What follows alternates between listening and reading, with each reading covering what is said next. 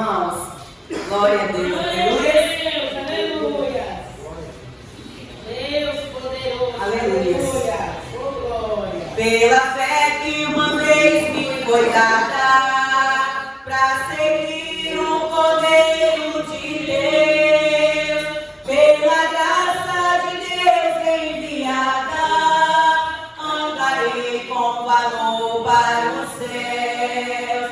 Quero andar de valor em valor e seguir a Jesus, meu Senhor, até que um dia receba no céu a coroa que me dará Deus.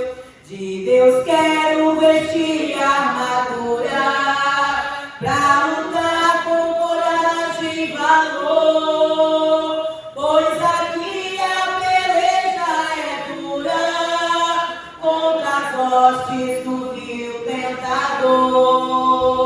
Quero andar de valor em valor e seguir a Jesus, meu Senhor, até que um dia receba no céu a coroa que lhe dará Deus. Em Jesus eu farei mil proezas no combate da fé e do amor. Nele tenho vigor e destreza pra lutar e pra ser vencedor. Quero andar de valor em valor e seguir a Jesus, meu Senhor, até que um dia receba do céu a coroa que lhe dará Deus. Eu direi ao findar esta lida, combati o combate de amor e coroa terei de justiça que do céu me dará o Senhor. Quero andar de valor em valor e seguir a Jesus, meu Senhor, até que um dia receba no céu a coroa que lhe dará Deus. Toda a igreja, irmãos, nesse coro. Quero andar de valor em valor e seguir a Jesus, meu Senhor, até que um dia receba no céu a coroa que lhe dará Deus. Glória a Deus, aleluia. E assim eu vou começar a falar com as oportunidades, amém? E primeiramente a nossa irmã Tainá, glória a Deus. Toda minha vida, ó Senhor, te louvarei, pois teu fôlego é a minha vida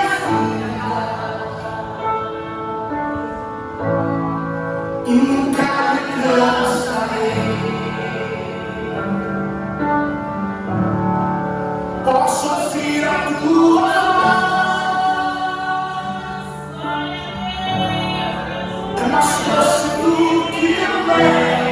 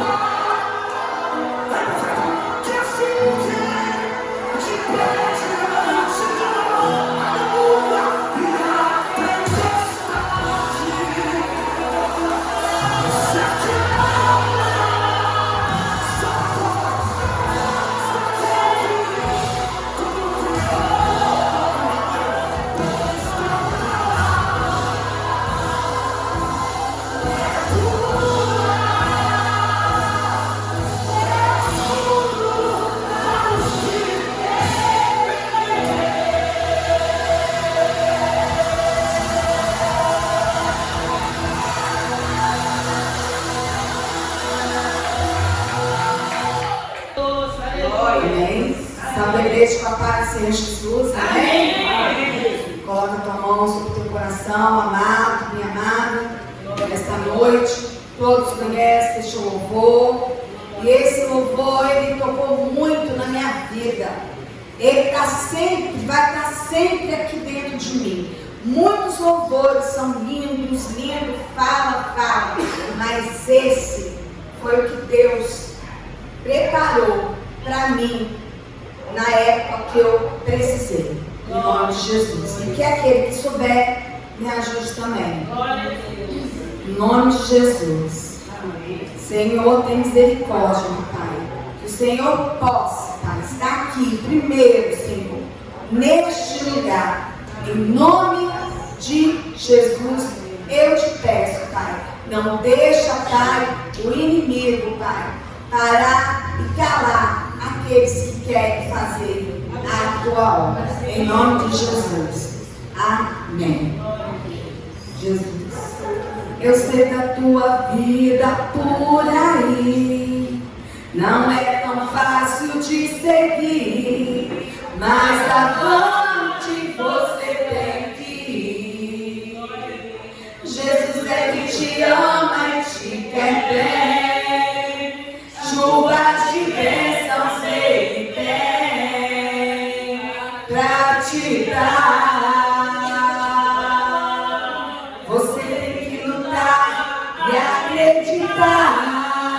Que a vitória chegará, pois Jesus é o teu escudo.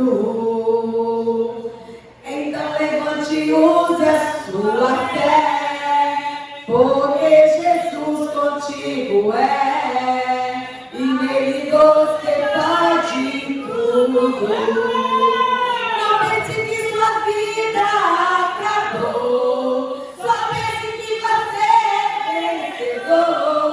Você não é ungido pra perder, com Cristo vai vencer, não vencer.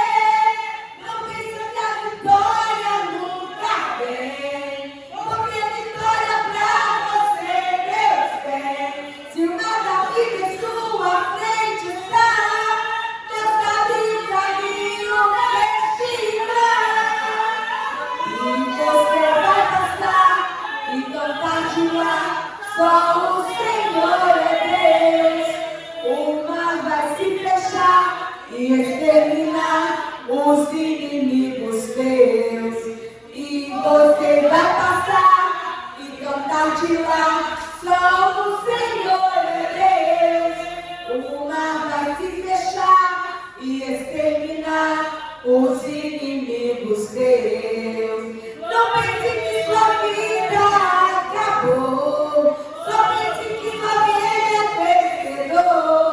Você não é ungido pra perder. Com Cristo vai vencer, não vencer.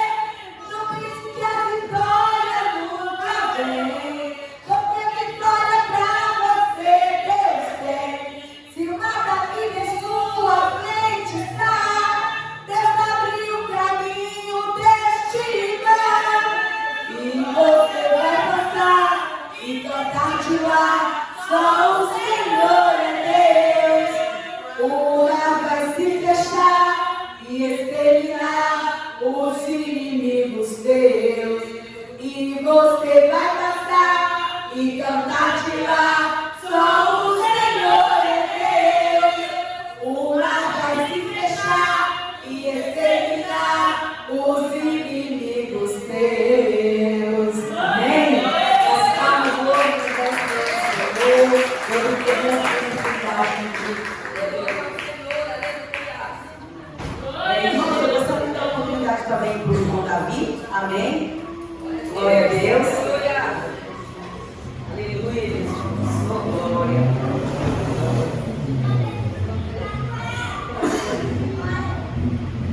Cumprimento os irmãos com a paz do Senhor. Amém. Glória a Deus. Vamos abrir o Marcos 8, 13. Glória a Jesus. Aleluia. Glória a Deus.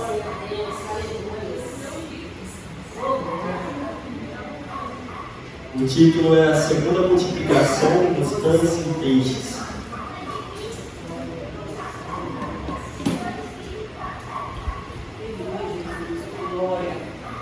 Marcos capítulo 8, versículo 13.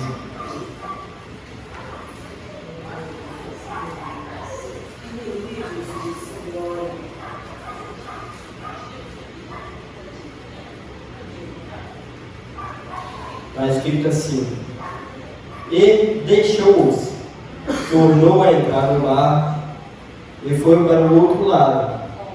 E eles se esqueceram de levar pão, e no barco não tinham consigo senão um pão.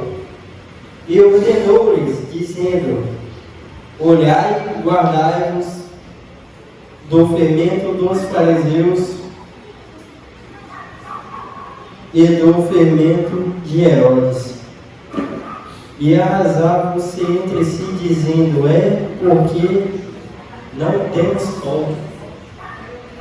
No versículo anterior, eles falam que eles levaram um pão somente. Aí depois, no próximo versículo, eles falam que eles não sabiam o que fazer porque não tinha pão. E Jesus falou para eles: vocês estão guardando o fermento dos fariseus, os fermentos de Herodes. O que ele quis dizer por isso? O que ele quis dizer? O título mesmo fala: segundo a multiplicação dos dois peixes, porque eles presenciaram a primeira, viram a multiplicação através de um pão, através de um peixe, e eles saíram com um pão e eles falavam que não tinha nada para multiplicar. E nessa vida a gente tem que fazer a mesma coisa. A gente só está aqui por um propósito. A gente vem aqui para multiplicar, para fazer a diferença na vida de outras pessoas. E se a gente não fazer a diferença na vida de outras pessoas, não multiplicar, não fazer parte desse dia a dia para somar, a gente está usando o fermento de Herodes, o fermento das fariseus. É só isso. Amém. Glória a Deus.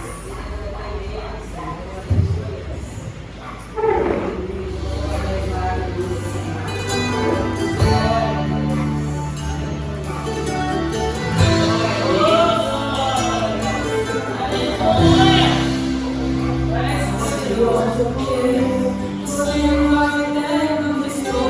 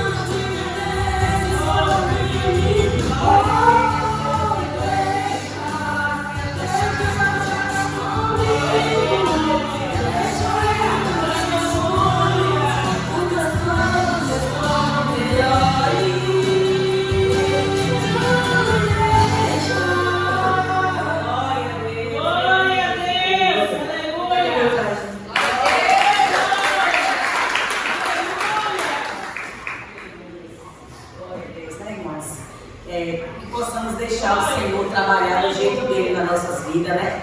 E sempre vai ser o melhor, amém? Irmãos, eu vou estar louvando o Senhor com o último louvor. E nesse momento vamos estar tirando uma oferta para a casa do Senhor. Enquanto eu louvo, os irmãos fiquem à vontade em quem está vindo ofertar o Senhor, amém? Que os irmãos também me ajudem, amém? Glória a Deus. Senhor, eu não sou nada diante do teu poder.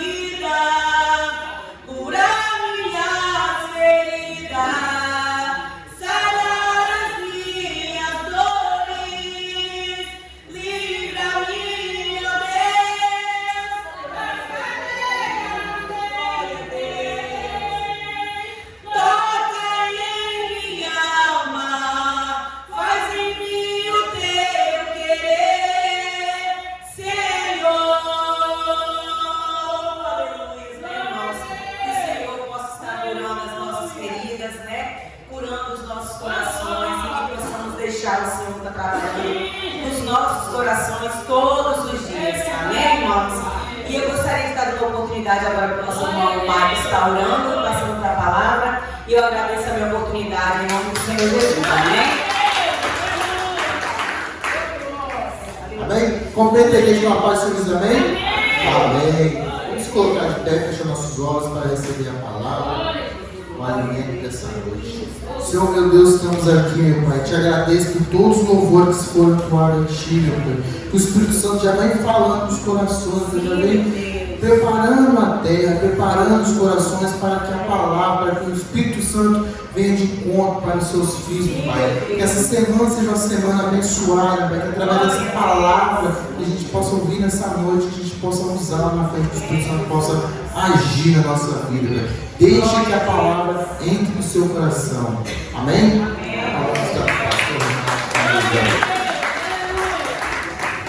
Salve a todos com a paz de Jesus, amém? Abra sua Bíblia, amados, no Evangelho de Lucas, capítulo de número 17.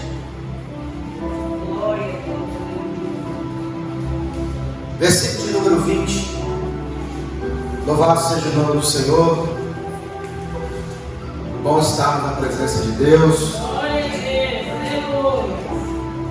Irmãos, não tem coisa mais prazerosa do que você começar a semana, né? Primeiro dia da semana, você adorando o Senhor. Eu não sei se você sabe, mas Deus, ele conta os dias, não como nós contamos, né? A gente, quando raia o sol, o dia brilha, a gente entende que amanheceu o dia. Mas, biblicamente, por exemplo, a segunda-feira já começou hoje. Porque ao pôr do sol, começa a contar o dia. Então, o sol se põe, o dia começou. Para a gente começa quando, claro, quando o sol sai. Mas a Bíblia diz que quando Deus foi fazer os dias, Ele contava a partir do anoitecer. E foi a tarde e amanhã do primeiro dia. Pode perceber lá. Então, biblicamente, a gente já está na segunda-feira. Para o judeu, agora já é segunda-feira. Então nós estamos dando as primeiras horas da segunda-feira, estamos começando a semana, quem está aqui, adorando ao Senhor, louvando e bendizendo o nome do Senhor. Quem achou Lucas 17, 20, diga amém. Amém. Vamos ler? Amém. Eu vou ler um texto de chave e a gente senta e vamos ler tudo, tá bom? Amém. Eu vou ler o 33. Qualquer que procurar salvar a sua vida, perdê-la. Qualquer que perder a sua vida, salvará. Vamos sentar? Versículo 20. Interrogado pelos fariseus sobre quanto havia de vir o reino de Deus, respondeu-lhe e disse: o reino de Deus não vem com aparência exterior. Deixa eu falar um negócio com você. Toda vez que você estiver lendo a Bíblia, você sabe que o povo crente não leu a Bíblia, né? 90% do que as pessoas entendem de Deus e conhecem do Evangelho foram porque ouviram pregação ou por causa dos louvores. Mas Deus está suscitando uma nação, uma geração que está lendo a Bíblia. Nós estamos lendo a Bíblia para ver o que realmente está escrito nas Escrituras. Porque Jesus vai dizer assim: olha, examinai as Escrituras, porque elas contêm a vida eterna. Então não é a pregação que contém a vida eterna. O que contém a vida eterna é o quê? É a palavra de Deus, as Escrituras. Então nós temos que ter esse hábito de ler a Bíblia. Toda vez que você estiver lendo a Bíblia e você vê esse texto, o reino de Deus, você deveria grifar ele, você deveria destacar ele. Porque durante muitos anos, a igreja evangélica, ela confundiu esse reino de Deus com o céu, ou salvação. Eu, por exemplo, vim de uma igreja onde se lia esse texto, e reino de Deus era equivalente à salvação. E se você fizer esse erro, se você ler dessa maneira, você não vai compreender realmente o que é o reino de Deus, o que é salvação. Olha que interessante. Algumas pessoas chegam para Jesus e perguntam assim: quando que virá o reino? Eu acho engraçada a resposta de Jesus, porque ele vai dizer assim: o reino de Deus não vem com aparência exterior. E isso confunde. Porque em Mateus capítulo 12, alguém traz para Jesus alguém com um demônio. E Jesus expulsa o demônio dessa pessoa. E os mesmos fariseus que fizeram essa pergunta para ele, movido de inveja, vão chegar para as multidões e vão dizer assim: ele expulsa os demônios pelo príncipe dos demônios. E aí Jesus, conhecendo os seus pensamentos, vai dizer: se eu expulso o demônio pelo príncipe dos demônios, por que expulso os vossos filhos? Se Satanás está lutando contra Satanás, o seu reino está dividido, logo não pode subsistir. E aí Jesus vai dizer: Mas se eu expulso os demônios pelo dedo de Deus, o Espírito Santo, logo está entre vós o reino de Deus. Glória a Deus. Aleluia. Aqui em Lucas ele está dizendo que o reino de Deus não vem com aparência exterior. Mas em Mateus ele está dizendo que se você vê uma pessoa expulsando demônio, é uma aparência exterior, é algo que dá para ver, é algo que dá para perceber. Dá para se perceber que ali é o reino de Deus. Pastor, então, o que Jesus está querendo dizer? Jesus vai estar explicando nessa passagem acerca de um dos aspectos do reino. Porque o reino de Deus ele tem 3 aspectos. Ele tem a aparência, ele tem a realidade e ele tem a manifestação do reino. Vamos ler? Aparência, realidade e a manifestação. Versículo 21. Nem dirão ele aqui, ele ali, porque eis que o reino de Deus está entre vós. O reino de Deus, ele começa primeiro dentro de cada um de nós. Quando, pastor, que o reino de Deus ele começou em mim, que eu não percebi? No momento que a pessoa aceita Jesus, ele tem esse encontro com Cristo, ele se entrega para Jesus, ele foi movido pelo Espírito, ele foi convencido pelo Espírito Santo, porque o Espírito Santo convence o homem do pecado, da justiça e da juízo. Ele foi convencido que haverá um juízo eterno, ele foi convencido que ele é pecador, então ele é movido de uma realidade dentro dele, então ele se entrega para Jesus como Senhor e Salvador. Naquele momento ele nasce de novo, no seu Espírito, e aí o Espírito de Deus vem habitar dentro dele. Presta atenção, o Espírito de Deus vem habitar dentro do seu Espírito. Paulo vai dizer que aquele que se une com o Espírito forma com ele um. Aquele que se une com o Espírito de Deus forma com esse Espírito um só. Paulo usa essa alegoria para dizer: deixará o homem pai e mãe e iniciar com a mulher e serão uma só carne. Uma só carne. Agora Paulo está dizendo que quando o Espírito de Deus vem morar com o seu Espírito, forma um só Espírito. Dentro do seu Espírito, quando você aceitou Jesus, não tem mais o Espírito humano, porque o Espírito de Deus se uniu com o seu Espírito, e só existe agora um Espírito. O nome disso chama-se amálgama. Não sei se você já ouviu esse texto, mas a palavra amálgama, quem já comprou o Durepox e já colou alguma coisa com o Durepox? O Durepox, quando você abre ele, tem 2 massinhas, uma escura e uma branca. Aí você pega um pedacinho da branca, um pedacinho da escura e junta as duas e começa a fazer o quê? Começa a misturar ali, começa a fazer, né, aquela massinha, e de repente aquelas duas se formaram o quê? Uma só. O nome disso é amálgama. Tem como separar a branca agora? Tem como você dizer assim: agora eu não quero mais a branca, não quero mais a escura, eu quero só a branca. Uma vez que as duas se uniram, amalgamaram, não tem mais como separar. Uma vez que você aceitou Jesus, e de Jesus não tem como você ser de outra pessoa, não tem como ser do inferno, porque se você falar que você vai para o inferno, você vai ter que mandar o Espírito de Deus para o inferno. Então, quando Jesus está respondendo a eles que o reino de Deus está dentro de vocês, ele começa dentro de nós, e é uma realidade dentro de você. Essa união ela é eterna, não tem como separar. Ah, pastor, mas se uma pessoa que aceitou Jesus ontem, ele desviava com as drogas, vai lá fazer não sei o que lá nas drogas.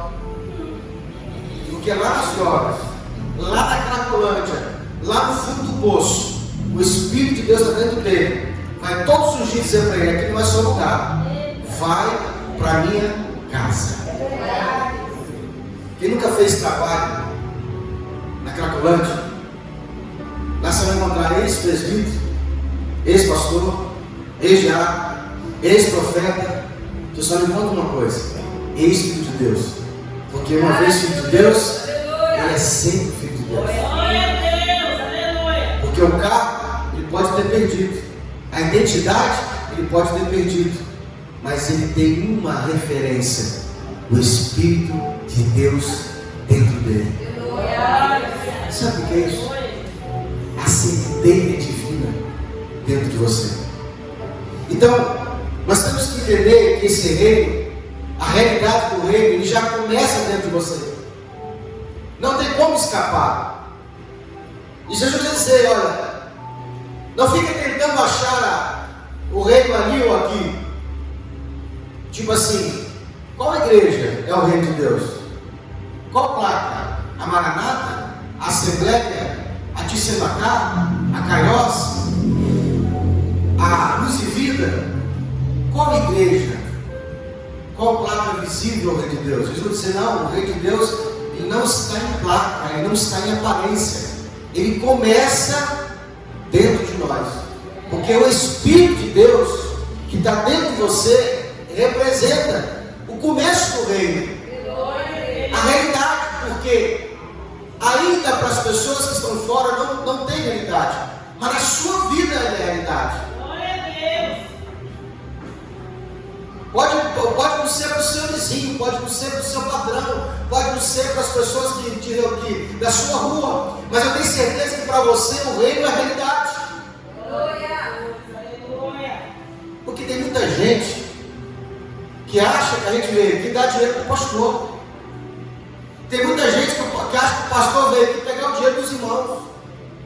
A visão do ímpio lá fora acha que a igreja é só para colher dinheiro. Mas por que ele fala isso? Porque por mais que você insista em falar, por mais que você gaste o seu tempo em explicar, ele não vai conseguir enxergar o que você está enxergando. Há uma grande dificuldade dentro do casamento quando só uma pessoa nasceu de novo. Quando só a esposa nasceu de novo, ela pode querer falar com o marido o tempo todo e não consegue enxergar. Ela fica revoltada com ele, ela quer até bater nele às vezes. Mas não adianta. O que você está vendo, ele não vê. E é por isso que nós temos que ter sabedoria e paciência. Durante 10 anos na minha caminhada, quando eu nasci de novo, eu comecei a seguir a Deus, eu comecei a fazer, eu ouvir a voz de Deus, todos os dias me direcionando para onde eu deveria ir. Minha esposa não entendia. Só quando ela teve um encontro com Jesus, e ela nasceu de novo, a nossa linguagem mudou. E eu pude mostrar para ela, irmão, tenta falar para alguém de uma comida que ela nunca comeu. Tenta falar para alguém que não tem estômago sobre comida. Quando que você fala com uma pessoa que você está ouvindo uma voz que ela não ouve? Quando você mostra para ela a riqueza do reino se ela não está vendo? Então, Jesus diz assim, não adianta você mostrar para ali ou para lá, porque o reino tem que começar dentro de nós. E disse ele aos seus discípulos, dias virão em que desejareis ver os dias do Filho do Homem, e não vereis. Digo-vos-ão, ele ali, ele aqui, não vades, não sigais. Porque como relâmpago ilumina desde a extremidade inferior do céu até outra extremidade, assim será também a vida do Filho no seu dia. Quando eu estava desviado dos caminhos do Senhor, eu ouvi um ditado popular que dizia assim: 1000 chegará, 2000 não passará. Era antes do ano 2000, volta de 1900 alguma coisa. E como eu não tinha lido a Bíblia, eu achava que isso existia na palavra de Deus, que era um dito popular das pessoas. 1000 chegará, 2000. Então havia uma especulação de que a volta de Jesus aconteceria por volta do ano 2000. E eu, na minha santa sabedoria, eu falei bem assim, eu vou ficar no mundo, botando para quebrar, pegando tudo e todas. Quando chegar no ano de 1999, eu volto para a igreja. Eu fico na igreja. Em 1999 eu volto para a igreja, e aí quando chegar 2000, eu estou na igreja, eu sou do Senhor. Você acredita que eu pensava isso? O que Jesus está querendo dizer? Que muitas pessoas, elas acham que vão se preparar para Jesus. Quando Jesus faz o convite para ela vir na presença de Deus, ele fala, não, agora não, porque eu ainda fumo. Assim que eu largar de fumar, eu volto para Jesus. então a pessoa está com um problema no casamento e fala, não, eu estou aqui resolver a situação do meu casamento, eu estou vivendo um casamento irregular, um casamento errado, mas eu vou consertar ele, assim que eu consertar eu vou para Jesus. Ou então a pessoa diz assim, olha, eu estou com um problema na empresa, assim que eu acabar de resolver esse problema aqui, eu vou seguir Jesus. Jesus diz assim, que a vida do Filho do Homem, a volta de Jesus. Quem já viu o relâmpago no céu? Levanta a mão, deixa eu ver. Quando você olha, quando você ouve o barulho do trovão, a trovoada, você pode olhar para o céu e logo vem o relâmpago. Na verdade, você quase não tem tempo de ouvir e ver, porque é muito rápido. O que Jesus tinha de tão rápido naquele momento que ele comparava a volta do Filho do Homem? Um relâmpago. E assim como o relâmpago ele é tão rápido que você não tem como se preparar.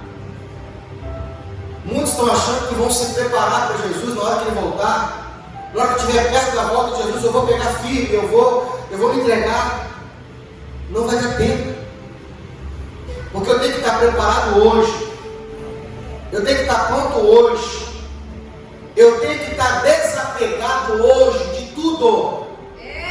Eu tenho que viver o hoje como se Jesus voltasse agora. Ainda que não vai, mas eu tenho que viver como se a volta dele fosse agora. Porque eu não vou ter tempo de me preparar quando ele voltar. Até porque não é você que se prepara.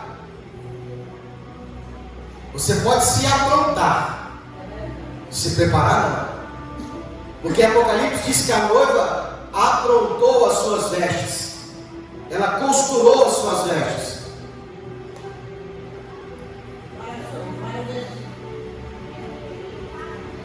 (24) Porque como o relâmpago ilumina desde a extremidade do céu, inferior do céu, até a extremidade, assim também será a vida do Filho do Homem no seu dia. Mas primeiro convém que ele padeça muito e seja reprovado por essa geração.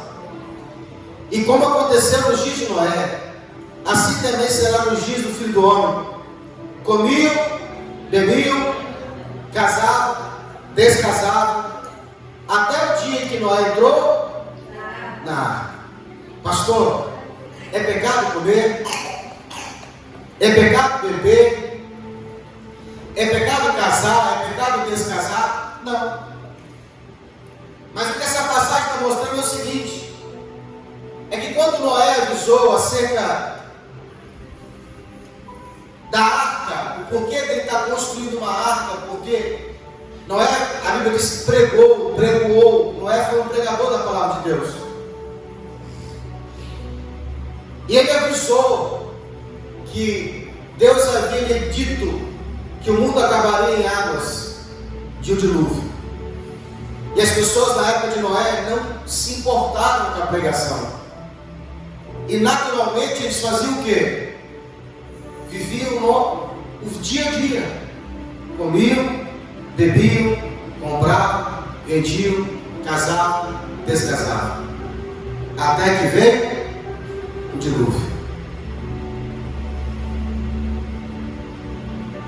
Se você não estiver dentro do reino, ou melhor, se o rei não estiver dentro de você, você não vai conseguir ver a hora que ele vai voltar. Você não vai estar preparada para a volta de Jesus. Nós temos que entender que eu preciso me aprontar. Eu preciso estar pronto para o noivo. Você que é noivo.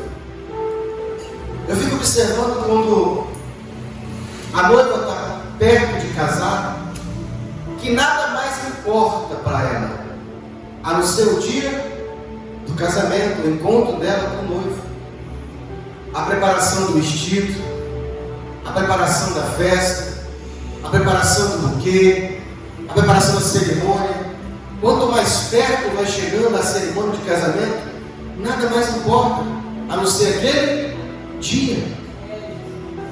E nós como igreja, noiva do Senhor, temos que também ter esse intuito. Pastor, eu devo deixar de comprar? Não, você deve comprar, você deve vender, você deve comer, você deve viver a vida, mas você tem que estar o quê? Ligado com a volta do Mestre. Você tem que estar sabendo que Ele vai voltar. Tem que estar no seu coração que esse Jesus vai voltar. E aonde você vai estar quando Ele voltar? Como você vai estar? Então Ele vai dizer, olha, a vinda do Filho do Homem, a minha volta, será como um relâmpago, muito rápida. Versículo 28, como também da mesma sorte, mesma maneira, aconteceu nos dias de Ló. Comiam, bebiam, comprava, vendia, plantava e construía. Essas coisas são erradas? Sim ou não? É pecado? Sim ou não? Mas não pode ser o centro da sua vida. O centro da sua vida tem que ser Cristo. O centro do seu viver, você tem que entender que o centro da sua vida é Jesus. Tudo move por Ele.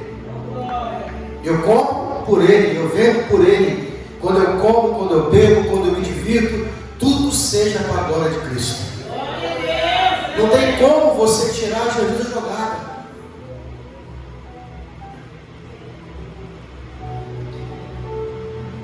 Mas nos dias de Ló, mas no dia em que Ló saiu de Sodoma, choveu do céu, fogo e enxofre, consumindo a todos. Todas as vezes que precedeu o juízo de Deus, todas as vezes que houve um juízo divino, precederam dias de muita promiscuidade. Na época de Ló, na época de Noé, as pessoas eram muito promíscuas. As pessoas, havia muita promiscuidade sexual. E aí Deus trouxe o dilúvio, e matando toda aquela geração, só salvando os animais que entraram na arca e a família de Noé. E agora Jesus está citando outro momento onde também teve um juízo. Só que nessa cidade, eram 5 cidades. A gente fala muito sobre Sodoma e Gomorra, mas nós éramos 5. Ló, ele foi para uma cidade, e essa cidade que ele foi culpada. Era Sodoma, Gomorra, Zoar. As outras eu esqueci. A cidade que Ló vai é poupada, toda a espada é destruída. Mas por que a gente lembra muito de Sodoma e Gomorra? Por causa da promiscuidade sexual que havia nessa cidade. Ao ponto de Deus enviar 2 anjos para tirar Ló e a sua família de lá. E como os anjos não podem entrar em forma angelical, quando eles entram na terra, eles têm que tomar forma humana. Forma não se materializa. Anjo não é matéria.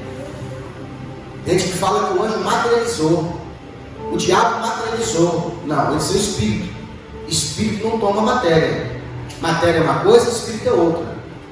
Tomaram forma humana. Mas só o que é forma humana? Essa cadeira tem uma forma de quê? De cadeira. Esse pedestal tem forma de quê? De pedestal. Como eles são luz, eles podem tomar a forma que eles quiserem. E eles tomaram a forma humana. Quem olhou viu o quê? O ser humano, homens. E eles eram tão promíscuos que eles queriam obrigar os anjos a ter relação sexual com eles. Homens querendo ter relação sexual com os anjos, achando que eram homens. E nós estamos vendo nesses dias esses sinais voltarem a acontecer. Homem com homem, mulher com mulher, bater no peito e dizer orgulho gay.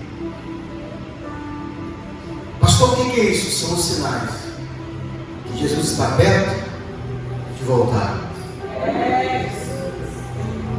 E ele vai dizer, versículo 29, mas no dia que Ló saiu da saiu Sodoma, choveu do céu, fogo e enxofre consumindo a todos. Assim será no dia que o Filho do Homem há de manifestar. Naquele dia, quem estiver no telhado, tendo seus utensílios em casa, não desça a tomá-los. Da mesma sorte, os que estiverem no campo, não volte para trás.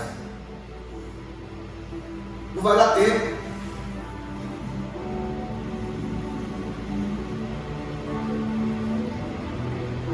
Naquele dia, quem estiver no telhado, tendo seus utensílios em casa, não desça para tomá-los.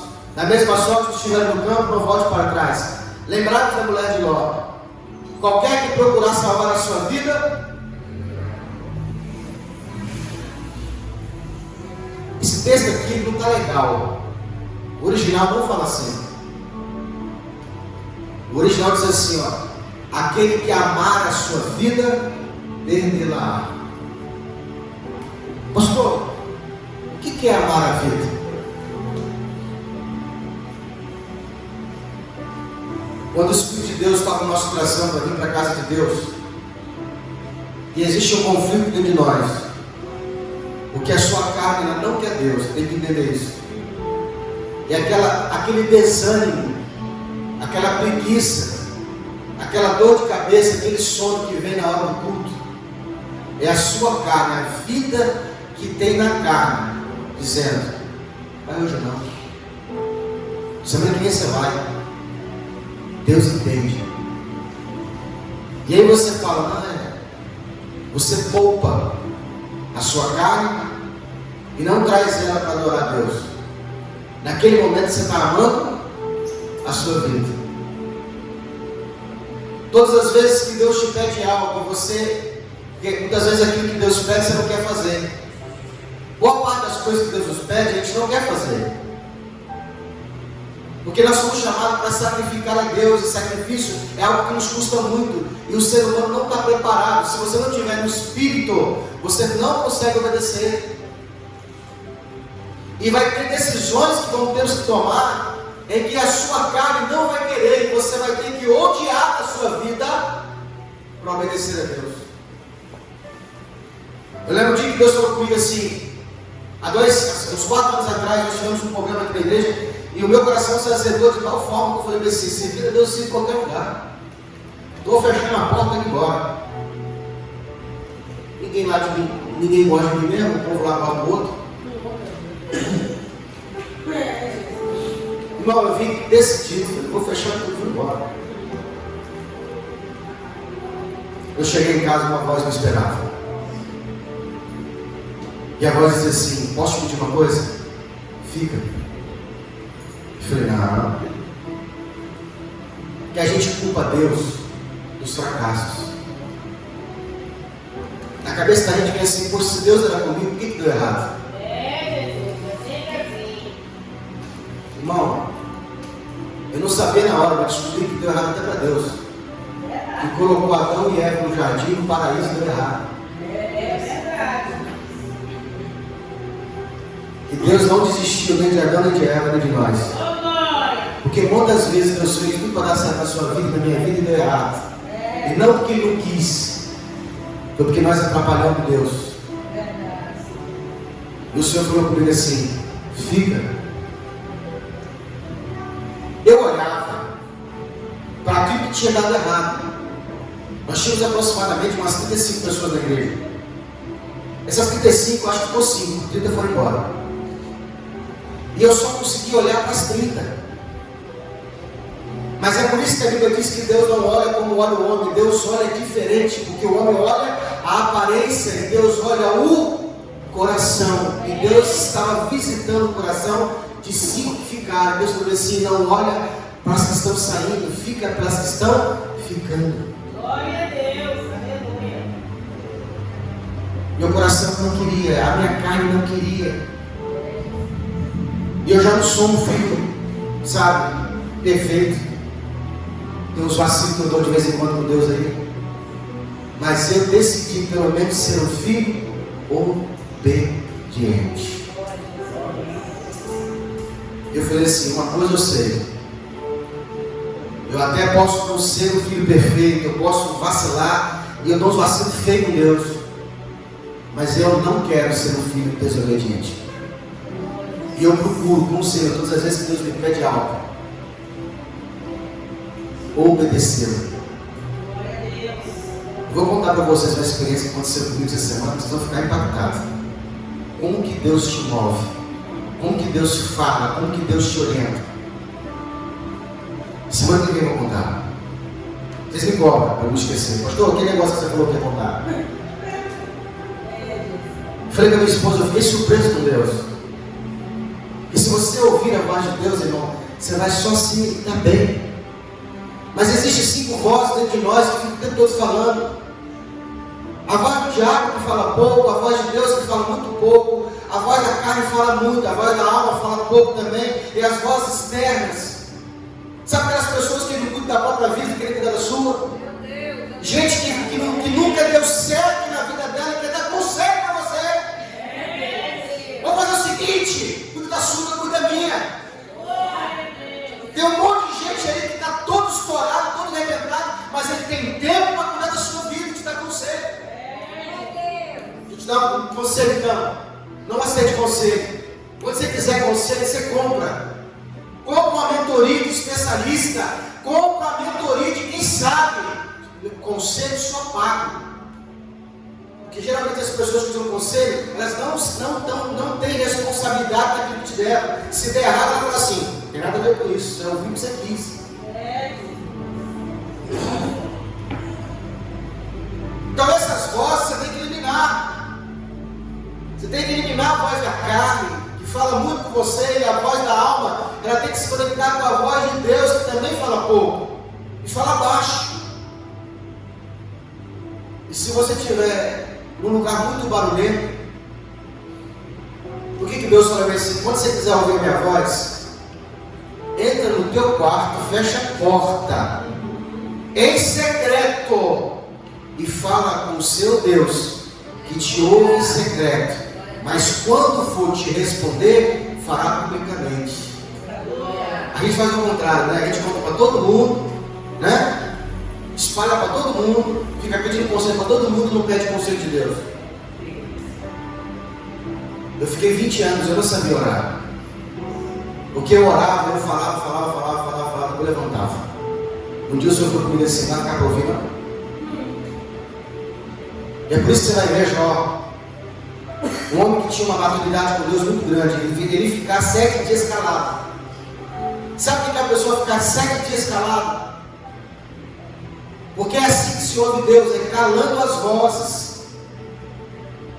Então esse texto que nós lemos, o original diz assim: aquele que amar a sua vida vai perdê-la, mas aquele que odiar a sua vida salva-la. Sabe como é que a sua alma é salva? Quando você odiar a sua carne, quando você não der a sua carne o que ela quer. Porque a nossa carne, ela é inimiga de Deus. O pecado, ele habita no nosso corpo não quer Deus. Então você precisa aprender a rejeitar o conselho da carne e baixar essa voz que a carne dá. Irmão, ser crente é um pouco de esquizofrenismo. É que a pessoa é esquizofrênica? Fica ouvindo voz. Esquizofrênico fica ouvindo voz. O crente é assim. Você está aqui, a sua alma. A carne fala, está de calma. Aqui à direita, na esquerda, a carne à esquerda. E tudo da esquerda não presta. Aí a esquerda fala assim com você: vamos pro culto hoje não. É que você não ouve a voz. Meu Deus, aleluia. Porque ela fala com sentimentos, com o corpo. Ela dá, não, é preguiça, é cansaço, é febre, é enjoo. Tudo na hora do dia do culto. Engraçado que essas mesmas dores, se vier na segunda-feira na hora de trabalhar, você não dá nem confiança. Porque existe um Deus no seu coração chamado Mamon. Os 50 reais balançando na sua mão, e você fala: não posso perder 50 reais, meu patrão vai me contar meu dia.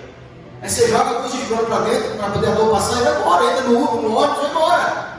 Mas para Deus, a gente quer dar desculpa. Então, se você quer salvar a sua alma, Você precisa chegar para cá e falar assim, ó, cheio, fica quietinho aí. Oi? Aí a minha direita, do Espírito Santo. Falando com você, hoje é dia de culto. Eu preciso que você vá para o culto, eu preciso falar com você lá. Eu tenho um alimento especial para você, eu preciso que você faça a minha obra. Eu preciso te usar naquele lugar. Aí você ouve a voz do Espírito, fica feliz da vida. Logo depois vem a voz da carne. Hoje não, semana que vem você vai. Aí você diz assim, conversando com as duas vozes. Mas o certo seria você falar assim, eu que governo. Cara, fica quietinho agora. Fala, Espírito. Ok. Sim, Senhor.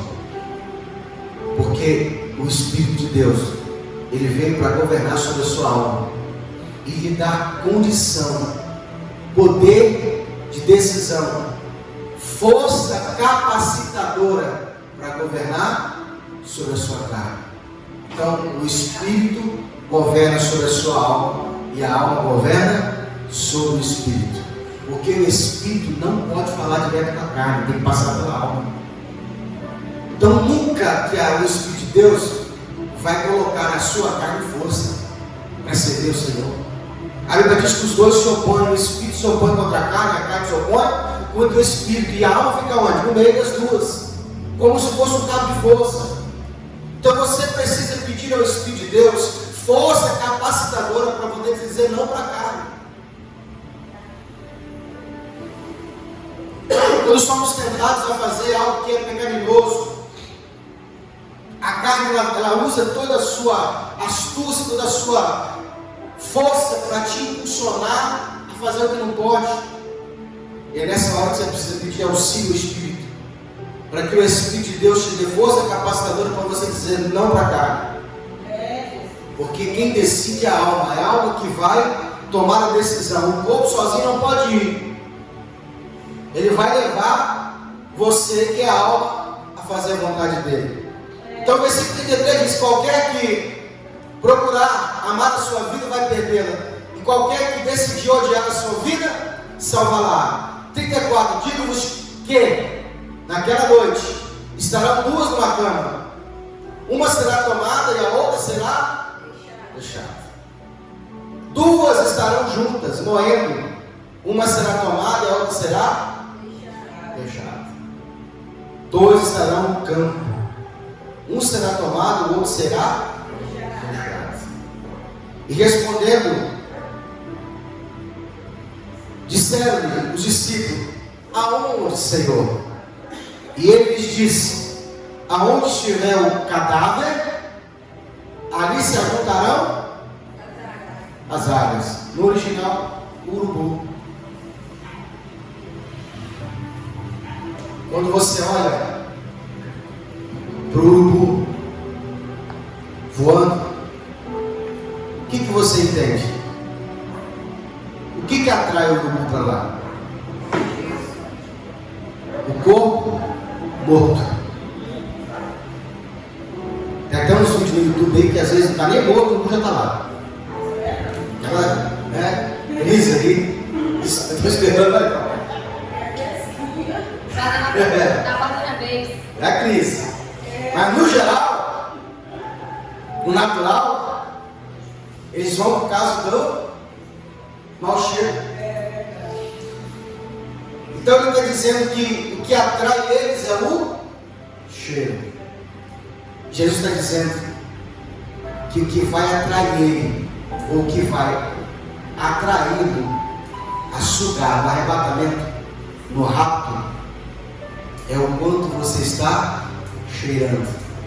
Porque Paulo vai dizer, nós os que temos em Cristo somos cheios de vida os que estão vivos, e cheios de morte os que estão mortos. Eu tinha um pastor que ele falava bem assim, um gambá cheira do gambá.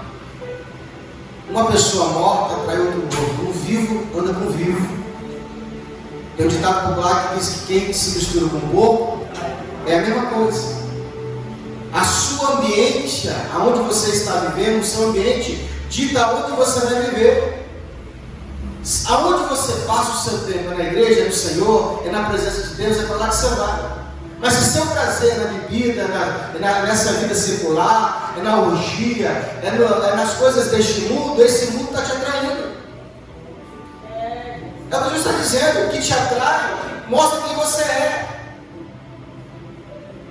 Cláudio Duarte até cita um exemplo de uma pessoa que morreu, ele era um grande político, um cara famoso, e aí quando ele morreu, desce seu elevador e falou com ele assim, ele foi para o céu, chegando lá, o anjo falou com ele assim, aqui nós temos uma regra, antes de você entrar no paraíso aqui, para o céu, você vai passar 24 horas no céu e 24 horas no inferno, e você decide onde você quer ficar. A pessoa vira e fala assim, tem certeza que vai ficar aqui? Porque todo mundo quer ir para o céu, ninguém sem consciência fala que quer ir para o inferno. Mas hoje falou, tem a regra, tem que passar 24 horas. Passa abrir o elevador e você vai passar primeiro 24 horas no inferno. Quando ele chega no inferno, as portas se abrem. Ele se depara com um ambiente muito familiar. Um barzinho, uma linda mulher chega para ele com um copo de bebida. E vai abraçando, e ele vai encontrando os amigos que lá estavam. Ele falou, não, você está aqui? Estou aqui, rapaz. Sentaram, bateram papo. E a hora passou que ele não viu. E ele desce o elevador. Pega ele, agora ele vai passar 24 horas no céu. Chega lá no céu, está na calmaria, amigos se tocando, uma rede preguiçosa. E ele dormiu. O céu é um lugar de silêncio, segundo eles. E ele falou, pessoa, hoje parece ser ele, agora chegou uma decisão. Ele falou assim, seu anjo, o senhor me leva mal não, né? Não me leva mal, mas por incrível que pareça, rapaz, eu vou ficar no inferno. Lá estão os meus amigos, lá é minha cara. Eu me simpatizei com o ambiente. Você diz assim, ó, o céu é bom, deixa que o céu é top, mas nem eu estou sabendo do que eu estou falando, mas eu decidi ficar no inferno. O elevador sobe, desce de novo lá e quando ele abre lá, já vem lá uma chama, sugando ele. Toma um susto. A mulher que era bonita veio uma caveira. O que é isso? É o inferno. Não, mas não é esse aqui, não é contado com ontem, não. Não, onde nós somos inscritos, eu volto. Agora é a realidade. Vai passar toda a eternidade conosco. É uma piada, mas ela tem um fundo de realidade. O mundo está todos os dias te enganando, te iludindo, para você decidir que é lá que você vai ficar. Porque o inferno para a pessoa que não se converteu vai ser o céu. Pega para a pessoa que não se converteu e traz ela para a igreja, ela não quer ficar aqui não é a cara dela. Aqui não é o ambiente dela, mas se o seu ambiente é a orgia, é a falta de compromisso, é para lá que você vai. É uma história contada de forma brincadeira, mas é a realidade. Aonde estiver o cadáver, ali estará também o amor, o poder de atração. O que te atrai? É o Senhor? É as coisas de Deus? Ou são as coisas do mundo? Se são as coisas do mundo, você está indo para o abismo. Todos os dias você está dizendo sim para aquele ambiente. Eu, há 25 anos, fiz um pedido a Deus. Se existe livre-arbítrio, eu quero entregá-lo. Não quero decidir eu mesmo na minha vida. Não quero mais olhar para trás, eu quero seguir em frente e obedecer ao Senhor. Todos os dias eu peço a Ele me dar capacidade, força para te obedecer. Vamos ficar de pé em nome do Senhor Jesus? Vamos orar?